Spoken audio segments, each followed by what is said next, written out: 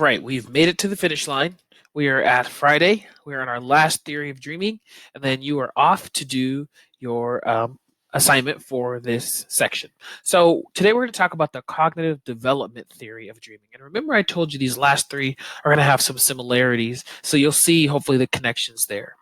So cognitive development theories believes that dreams reflect our cognitive development.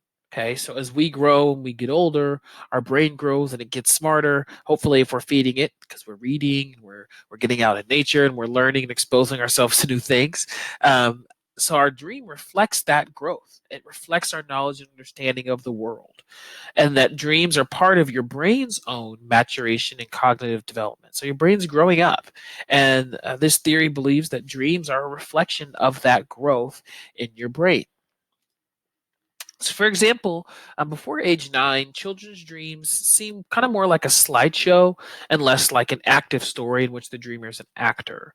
Now, as we think about why that might be, remember when we talked about plasticity, the idea that you need to know some earlier things to expand your knowledge, right? So before someone ever told you about what a mountain was or a dog was, that's a better example.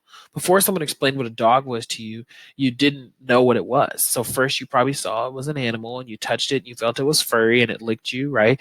And you started to put the pieces together. Now, without someone telling you, you can easily identify a dog.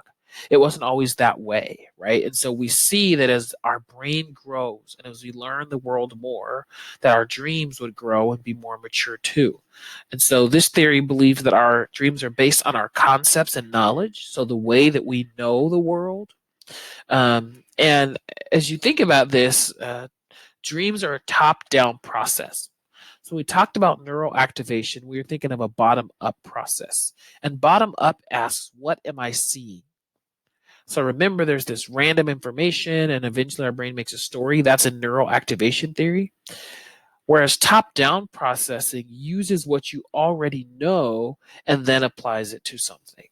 So the question is not what am I seeing, but it's is this something that I've seen before? Okay. So we use models, ideas, and expectations to interpret information rather than taking information and then assembling and then giving it meaning. Okay. So it's taking something and then giving it meaning versus, kind of starting with these ideas and models and then interpreting the information. So that's the big difference between neuroactivation and cognitive development theory, where cognitive development theory is a top-down process. And so that your dreams reflect what you already know and understand about the world. So the criticism for this one is that this theory does not fully address the neuroscience of dreams. So it doesn't really address all of the different aspects of growth and development and neural pathways that some of the others do.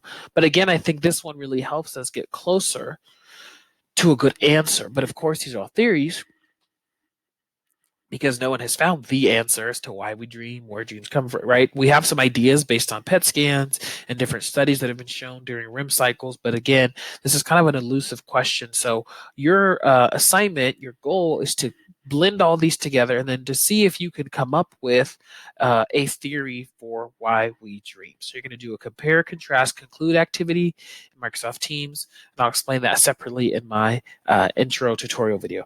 But hopefully you enjoyed this week of digging a little bit into dreams, and hopefully it piqued your interest so you can start to look up this stuff. There's all kinds of readings and videos on each of these theories, but I just wanted to give you an introduction to them to kind of pique your interest and help you get a little deeper into the topics. Have a great weekend.